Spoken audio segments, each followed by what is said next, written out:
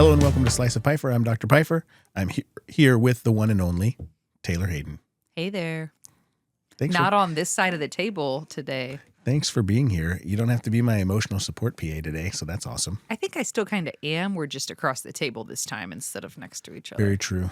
Very true. Yeah. Today we're going to talk about you and more of your background. That's exciting. The views just went like this. I don't agree. I think people do want to get to know you. If they're watching this podcast. What is your facial cleansing routine? Yes. Nothing. Dial soap. And some of Chrissy's old products that she found from the back of the cabinet that she handed me. Right. Here is a lotion that is expired. Please put this on your face. Enjoy. Yes, that sounds basically that's the conversation at our home. Is my skin supposed to turn bright orange? Right. Why are my fingers so orange? This is crazy. Oh, that was self tanner. Yes. Getting to know more about you as not just Jason Piefer, the surgeon and the doctor, but Jason Piefer, the man, the person. I first met you the myth as and the legend. Correct. I first met you as the doctor. I didn't have any kind of background or history with you. I worked with a different doctor in the practice, Dr. Brian Clementi, who's also awesome. What's up, BC? Yep. And then I moved away and then moved out of state. And then when I came back and was looking for a job again, I had, only two, I had two preferences of who I might work with in the practice. And you were the person I was most interested in getting to know more about because you were one of the younger doctors in the practice. I had heard a lot of great things from the operating room staff that worked with you and other people. And we were going to also the same church. So I was, Yes. you put priority on family life and spiritual life and faith. And so I was interested in getting to know more about you. And thankfully for me at the time, you seemed like you were very busy and in need of a PA. So we started working together, and that was 2017. 2017 was a great year. Great year. So, but before I met you as the doctor, tell me more about Jason Piefer, the man. Where were you raised? Where did you come from? It's all over the place. I'll give you a hint. Space. Came down from space. Beamed down. I was born in the great city of Houston, Texas. I was raised for most of my life in Austin, Texas. I was in high school. My family, my mom, specifically my mom, shout out to Linda Piefer. She said, would love for you to go to the University of Texas at Austin and live at home for the first 2 years. And we said, myself and my other three brothers and sister all said, we're going to go someplace else. So itching to get out of the house, not because we had any problem with the house. I love my mom, love my dad. But I went to Texas A&M University, graduated in 2001. Then I went from Texas A&M to Baylor College of Medicine, back here in Houston, swing around to Birmingham, Alabama, 5 years in the ham. That was awesome. Taos, New Mexico, for a sports medicine, orthopedic sports medicine fellowship. And then here in 2011. Fun fact, you lived out of the country for a little while too, right? Oh, yeah. When I was little, I lived in Guadalajara, Mexico. That's why you speak muy bueno español. I do think that there's good research and literature to talk about as you're learning languages. When you're in that language development phase under the age of 6, if you're exposed to languages, that it becomes easier. And so we lived in Guadalajara, Mexico. We had people spoke to us in Spanish all the time. I have zero recollection of living there. Just old pictures from when my dad went to medical school in Guadalajara. And but then when I got into middle school and we started having to take Spanish, I was like, this kind of makes sense, and I have no idea why. And then when I was at Baylor, I just kept on going, and on my OBGYN rotation, I got Ben Taub as my which is the county hospital in Houston, Texas. Was my OBGYN rotation, and basically they said if you can't speak Spanish, you can't do anything here.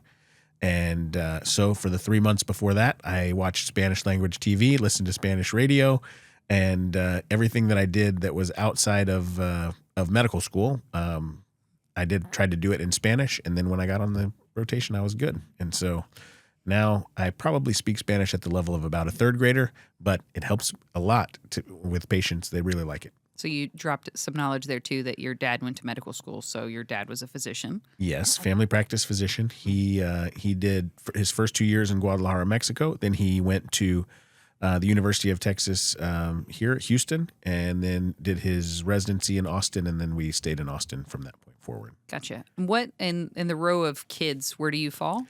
I am the oldest. You're the oldest? The oldest of 5. And you said you were around 6 when y'all were in Guadalajara, so that meant your dad was going to medical school while you guys were alive. No, I was actually 1 when we were there. Gotcha. Yes. So Gotcha, we okay. were my brother John, who was born 13 months after me, was born in Guadalajara, Mexico. So I was turned 1 in Mexico, and then we were there for my first 2 years. So then we moved Got to Houston sometime around, I guess maybe when I was 3 or 4.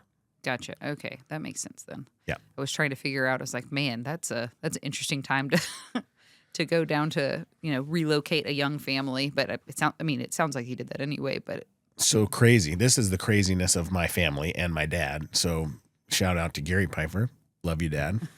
So I like that. I like, yeah. whatever. Anyway. Give him a shout out. My yes. stepdad's name is Gary, so we So like that name too. he was raised in Liberty, Texas, and went to school at U of H to become a pharmacist. And he was a pharmacist immediately out of school. But in downtown Houston, he got held up at gunpoint 3 times. And at that time, that was back in the mid 70s, not mid 1970s, not 1870s, people. Born in the mid 1970s, and so he decided that he was going to try to go to medical school. But at that time, you couldn't really get into medical school. Like the idea of someone not coming straight out of college into medical school was not really much of a thing. And so his option was to go to medical school in Mexico or not go to medical school at all. So he elected to go to Guadalajara. He got in. He did really, really well, and that allowed him to transfer into UT Houston, where he ultimately got his medical degree here in the United States. Wow. So, And how long did he practice for? he practiced for a good long time. He actually, oh goodness, I mean, that's a great question. Probably 20 plus years. He retired. He retired in his mid 60s, but he practiced and kept his board certification all through that entire time. So then, probably 30 years. So he obviously modeled some of that for you growing up, but then when you went to medical school, you decided to go into surgery. Any specific reason as to why, instead of going more in the path of traditional like medicine, where you're spending 5 days, a week or whatever in clinic seeing patients? Sure. So I loved orthopedic surgery. I mean, I actually loved every rotation I did. Every rotation I went on, I thought that was what I was going to do. So when I went to internal medicine, I was like, I'm going to be an internal medicine doctor. You're describing yourself perfectly. You love everything. When I did cardiology, I was like, oh, this is going to be great. I'm going to be a cardiologist. And when I did OBGYN, same thing. Pediatrics, same thing. So then you have to get into this position where you have to make a decision, right? What do I want to do? And so I had a pretty significant sports background. I played sports in high school. I had a big injury when I was a freshman, fractured my femur, and got taken care of by an orthopedist. So I had a little exposure there. But I had a fun time. I enjoyed the patients that we worked with. I enjoyed the physicians and the residents and the other medical students that were going into orthopedic surgery. And so for me, that was it. I was like, this is awesome. It was super competitive. It's even more competitive now to get into orthopedics. And so how I got in is just by the grace of God, I think, because, I mean, folks are talking about having, crazy amounts of publications and other stuff here now just to get in. But that's why I loved it. And I love having patients who have the opportunity to not only heal from their injuries, but also to continue to excel afterwards, right? Having an ACL tear doesn't mean that you never get to play football again, right? Having a shoulder dislocation doesn't mean that you never get to play volleyball. Right? You can get your shoulder reconstructed and go back, and you can still play collegiate volleyball. So yeah, well, and what you're describing makes a lot of sense just based on me knowing you. Some surgeons they just want to be proceduralists. They just want to be in the operating room, and that's where they do well. And then they just have to really struggle to get through clinic if they're forced to do it, or they just resign and say, I'm not going to do clinic. I'm just going to do surgery, and then I'll hire a PA, a nurse practitioner, or somebody else to take care of them for aftercare. They just want to stick with surgery. And then you have the opposite side of that, where we have physicians who are in clinic all the time. You really do well with both aspects of that. Like Sure. when you Thanks. come out of seeing a patient, you're like, this person's, 6 months out from their ACL reconstruction and they're doing awesome. And you tell me about them, not because you have to, because you want to. You want to relay like how well somebody's doing and you're proud of them. And, that's not somebody who is trudging through. That's somebody who actually enjoys seeing the rehab and recovery. And that's why, myself personally, I feel similarly, where I was always like, I wouldn't ever want to just do the operating room because I would miss that follow-up of seeing people recover and get better over time. Right. So that's interesting. Makes sense to me. Yeah. Oh, I loved it. I love orthopedics. I got lucky enough to go to University of Alabama at Birmingham. That's where I did my residency, had just incredible training there. We got trained like we were on a trauma service from the very first day. Mm-hmm. We were dealing with, as interns, we were taking care of crazy traumas all the time at the head of the trauma bay, even though we had little to no clue what we were actually doing for much of it. It's not like we weren't supervised. We had supervisors there, but it was very much a baptism by fire, right? We're going to get you in, you're going to go and you're going to learn how to operate. And you're not going to watch somebody operate for, 5 years and then have to go figure it out on your own when you get out. And so I think that served, at least myself and all my fellow residents, it served us very well. So, Do you remember what the first case you ever did as the solo lead surgeon? Do you remember? it's out when I was here. Yeah, shoulder stabilization. So I did it here in the so it was, I guess maybe that's a little bit leading when I was in fellowship, because you're out, you're allowed to operate. So I was the lead surgeon for on-call things in fellowship. So tibia fractures and femur fractures and hip nailings and hemiarthroplasties and total hip arthroplasties for trauma all the time. When we were working with doing sports medicine cases, we were always with our attendings and we were, working together, collaborating, helping and assisting them. First case I did here was the first Friday. I was on call that first weekend, and my first day in clinic, we had a guy who had dislocated his shoulder like 30 times, and he had seen the other partners. They were like, he's coming to come take care of you. And so he showed up in my clinic, and we scheduled him for that Friday. And so you can imagine how exciting that is. Lateral lateral position, which nobody in our surgery center did the lateral position, or they hadn't in years. Which is interesting to me because, like, people, anesthesiologists specifically talk about the beach chair position as if it's like, it's the worst because of, for obvious reasons for people who work in surgery, but then also the lateral position was like, nobody does that either. So it's, if you're not doing beach, you're not doing lateral, what would be the other position you're going to do either of those procedures in, Well, so it would be beach chair, right? But they don't want, so most of our guys, and a lot of people do beach chair position for everything. There are a smaller group, but a lot of folks who do the lateral position for everything. They fix rotator cuffs in the lateral position. They do arthroscopic biceps tenodesis in the lateral position.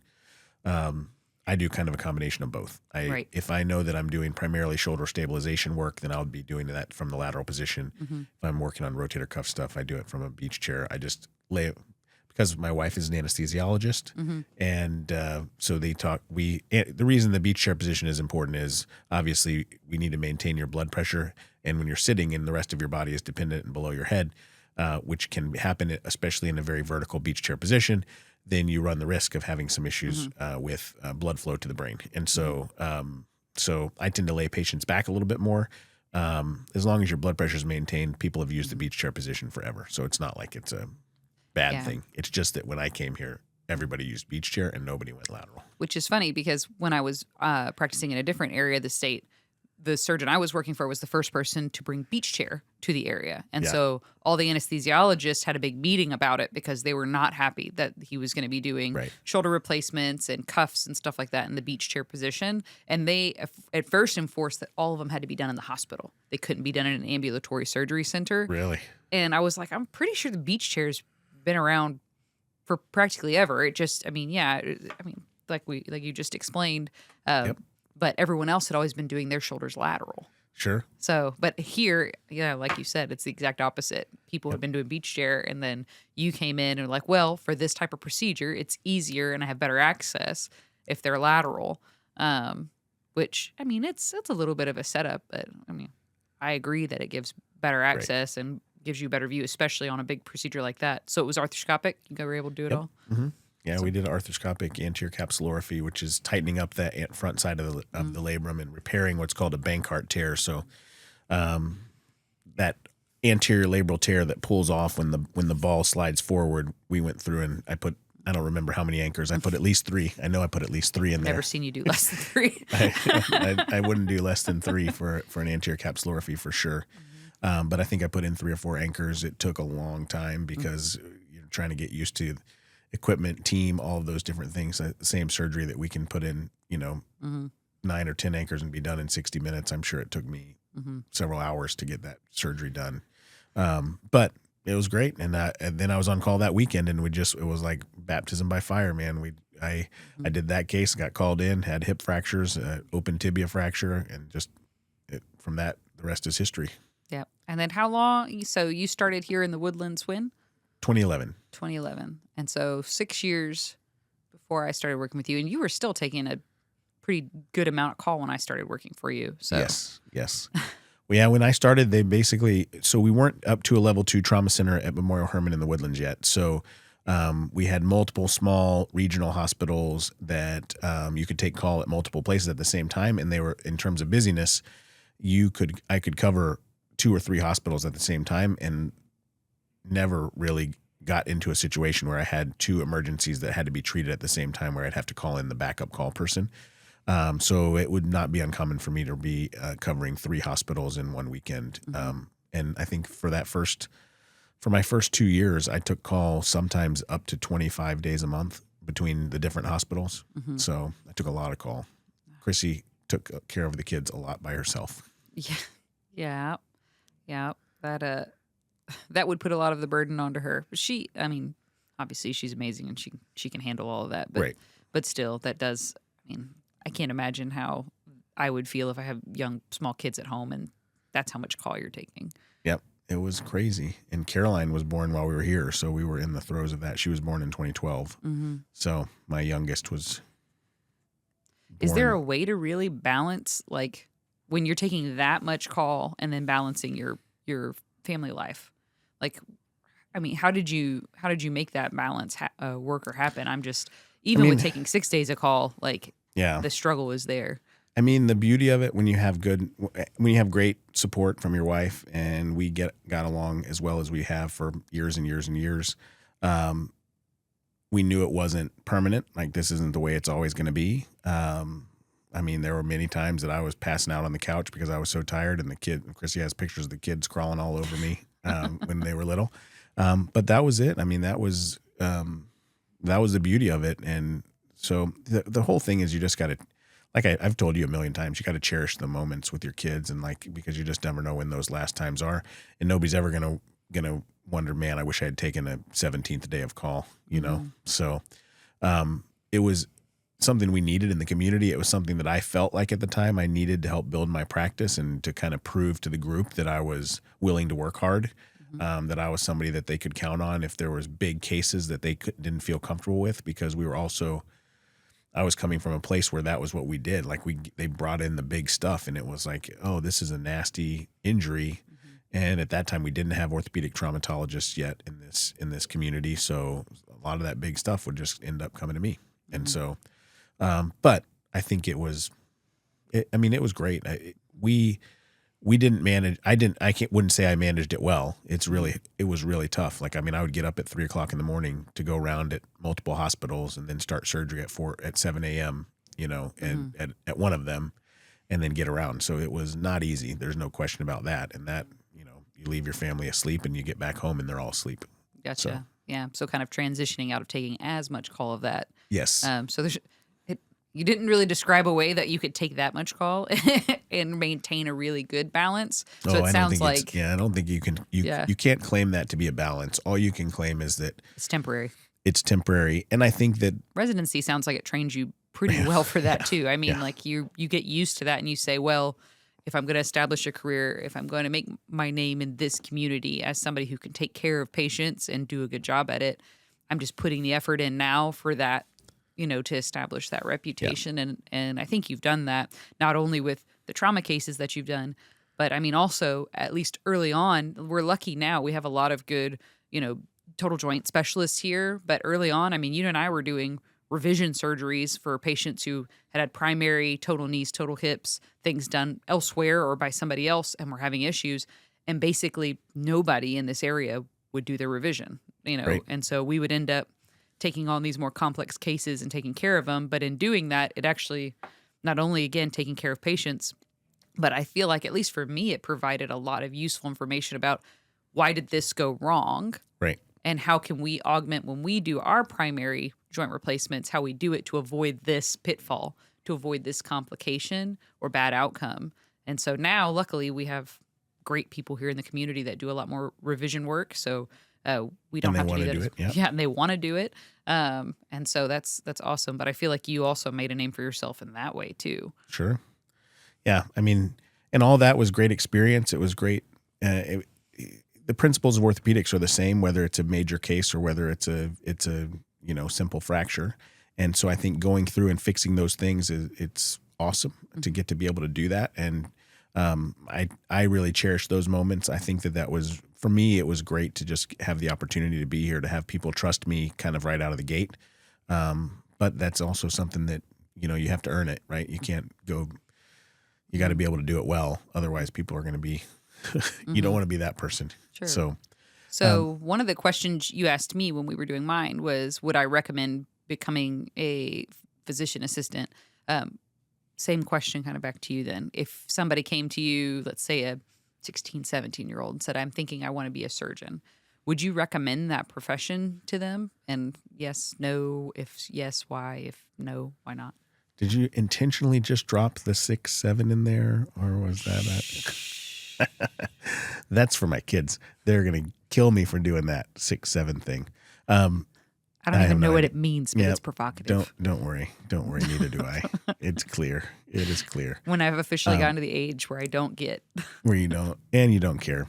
I would wholeheartedly recommend it. I think that it's amazing. I think you can find your passion in anything that you do. So if you love being a librarian, if you love being an attorney, if you're lucky enough in your life to find what you love in work, then you just can't go wrong, right? I mean, you cannot go wrong there. And I am just one of those people who has been lucky enough in life to get to do what I love. There are so many great things about what we do. There's so many great opportunities about the people we get to meet, the people we get to talk to, the lives that we get to change. And then it's humbling because people trust you with their life. They trust you with their limb. They trust you with their livelihoods. And I think that that's super important that we keep doing that. And for me, if somebody's 16, 17 years old and they kind of have a real heart for service, they have a desire to be out and serving their community and helping in that way. If they have an understanding that like this is a big deal, like it's 16, it's hard to believe, it's hard to picture when you're 33 being the first time that you're going to get a real paycheck, right? I mean, 33 years old is when I first had my first real job that wasn't like training, right? Mm-hmm. And so 32, 33, something like that. And so that's a little bit of a crazy thing to look at when you're a junior in high school. Mm-hmm. Like, oh, I got 4 more years of college and then 4 years of medical school and then 5 years of residency and then another year of fellowship. Or let's say you wanted to do neurosurgery, if we just want to go the longest route, 4 years of college, 4 years of med school, 7 years of residency, and then consider doing some other neurovascular fellowship or something crazy like that. So I think, but medicine for me has been amazing and I love it. I love everything about it. I love the people that I work with. I love the people I get to be around and I love being with patients. Yeah. So the other thing I would look for in somebody who's thinking about going into that is that grit, right? Yeah. Being able, like you said, not only during residency did you get used to working the hours that you had to work, not only in the operating room, but out of the operating room with rounding and then also studying, right? Yep. Because that's still a part of everything. Being able to do all of that and get through that hard part, knowing that the reason you're doing this now is for this payoff later where you're going to be knowledgeable, experienced, and ready to take care of people to the best of your ability. And I think there's the other little bit of key piece that's going to sound a little bit cliche though, is physicians are notorious for delayed gratification, right? I got to get through this so that I can get to that. But if you don't love this part to get here, if you don't love what you're doing when you're working 80 hours a week or when you're grinding through, Thursday, Friday, Saturday, Sunday night on call, like if that's just miserable and misery and you hate it, then nothing at the end is going to be worth it. Nothing will be worth it if that's where you are. And so if you can't see yourself in the grind, if you can't see yourself doing that work, then you shouldn't do it. You should find something else because I love the grind. Like I love working. I love going to the hospital. I love going and rounding in the morning and seeing 50 patients with you in clinic. Like that's fun stuff to get to do. And not everybody gets to do it. And if you lose sight of that and you're just miserable, then it's your life will be miserable. The life will be the life you make for yourself. Yeah. Well, and that's what people always say, there's a lot of other ways that you can make money if you're wanting to become a surgeon or a physician because you think these big paychecks you're going to get every month at some point. There's much better and easier ways to, if that's what your goal is just to stack paper. That is 100% true. That is 100% true. If you don't love it, there are plenty of folks who are in medicine who are not happy and who that's where we see that burnout. We've talked about burnout before, but there's plenty of people in those situations. Yeah, for sure. Well, it's good to talk to you, JP. Thanks for having me on the show, Taylor. Slice of Taylor Hayden. This remains your show. I'm just a willing participant. Yeah, willing it. That is a winkable willing. I agree. Winkable. Is that a word? Yeah, I was not an English major. I've got one more question for you. Oh yes, let's see. Do you know already what I'm going to ask? No, I'm guessing though. If you could listen to one genre of music in the operating room for the rest of your operating room days, you couldn't flip back and forth like you do, what would it be? Yes. So I love Hip Hop Fridays. Hip Hop Fridays are good. They always make me smile. So I think that it would be this is going to sound a little crazy, but it would be a strong toss up between like some 80s, 90s classic country music or 80s, 90s hip hop. And what kind of mashup would that be? You have like Bone Thugs and Harmony. That's right. People mash it up. But so you asked me to pick one. If I had to absolutely pick one, Feet to the Fire, I would pick Hip Hop Friday every day. Yeah. You get a real like twinkle in your eye and a pep in your step when you walk in the OR and they have good jams going. Some good jams. Yes. Yeah. Very true. But occasionally they mix it up and there's country that's playing and it's the same. It's kind of a similar feeling for me. Yeah. But I think I would probably end up picking 90s, just the decade of the 90s music. I don't know, I really like it all over the place. Like all 90s all the time. Yeah, I think that's where I'd probably go. You were born in like 2001 or something, right? 1988. So I was born in the 80s, but I would consider myself a 90s kid. So that music's very nostalgic to me. And again, there's just a plethora. You're going to hear all kinds of stuff. So what does that make you? Does that make you a millennial? Nice. Yeah. Darn tootin'. Gen X for me. That tracks. Yeah.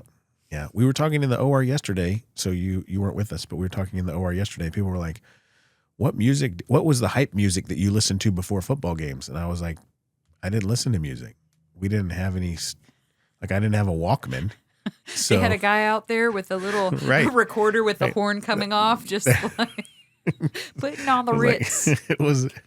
They were like, what do you listen to? And I was like, I didn't even get a Walkman until I was like 16 years old. And even the Walkman was a cassette, like they had a cassette one. And then the guys, when I was a senior in high school, they had CDs, right? And so, but like if you wanted to, like, and then we started talking about making mixtapes and how annoying that was because you didn't have to make a mixtape. I did. You had to do that. Yeah. I mean, when I say mixtape, I'm talking about I burned CDs.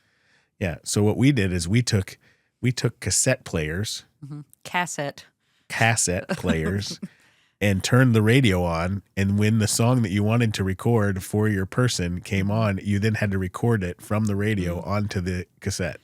Nice. Now we in my day we burned discs. I got my first iPod right when I was a senior in high school when I was working at Chili's. Yeah. And saved up enough money to get a little iPod that I was able to put like 300 songs on, and that was just absolutely bonkers. Nice. I saw something the other day and it made me giggle. I think I actually sent it to one of the guests we're going to talk to on the podcast, but it was one that's like, you're getting old when a song that you first made out with somebody to comes on an IBS commercial for advertisement for minutes. And I was like, I totally experienced that the other day and felt so old. So sad. But yeah, and you would write on the CD what songs you had burned on there for that person. Yeah, imagine you got to pick those songs. We just had to sit next to the radio, and then if somebody talked over the song, then you had to wait another 3 hours for the song to come back on. It was crazy. Gosh. So yeah, and they were like, what did they play in the locker room? It was like, we didn't play diddly in the locker room. Like if there was music in the locker room, the coaches were like, you guys aren't focused enough. Oh yeah. So no. we had the Sand Crab Stadium had the hype music for sure. I was a cheerleader, so we'd have to go out there and like warm up stretch and get everything ready before the game would start. And it was pretty much always AC/DC. Yeah. Like without fail. That was always, so anytime I hear like Thunder or Back in Black or anything like that, I immediately go back to high school Friday Night Lights football. Great hype songs for sure. Mm-hmm. But yeah, we were talking about that. They were like, I was like, you don't get it. Like there were a few people in my high school class of 500 people who had pagers. That was it. Nobody had a phone. Zero phones. And the people who had pagers either had a mom who was a helicopter mom who wanted to make sure that they knew where they were all the time, or they were drug dealers. Those were the two things. Cell phones were coming into play when I was in high school for sure. People had them. I didn't get mine until I was 16. Yep. When I broke down and was on the side of the road for 4 hours. Nobody knew where I was. Until my dad came scooting along looking for me and saw my car broke down on the side of the road and said, well, I guess we should get her a cell phone since she's driving. Yeah. But even then it was, pretty rudimentary. You had limited amount of minutes and texts and stuff. So I remember like I was dating someone in high school. I'd be like, you have to stop calling and texting me before 9 p.m. because I got unlimited minutes after 9 p.m. Until after 9? Yeah, exactly. Quit with these lovey-dovey things before 9 p.m. because it doesn't work. It's costing money. It's costing money. My dad's getting mad. Oh yeah. Yeah, we had I had to call after football practice. I would pick up a payphone at our school, dial 1-800-collect, 1-800-collect, and it would dial to my home, and my mom would pick up the phone, and I would have recorded, I'm done with football practice. So I said, as like the name. So she would hear, you have a collect call from, I'm done with football practice. And then I would just sit and wait for 15 minutes for her to show up. We had school. A baby, it's a boy. Yep. And that's a real thing. My kids are like, I don't even understand a payphone. So now I've aged myself. Now I've aged myself so poorly. So no, it's good. Awesome. You just look wiser. Just wiser. So much wiser. So wise, like a miniature Buddha. You look at least 20 years older than you actually are. Put some lotion on your face. Here's some expired self-tanning lotion. Totally your shade. It's perfect. Well, Taylor, thank you for having me. I'm really excited about this spotlight on me today. Very nice. Shined bright like a diamond. Who let that cricket in here? Well, hold on. We can finish with this. Oh, there we go. We can't both do the fingers. We gotta do something here. We do the same things. We spend too much time together. Also true. Thank you. Bye.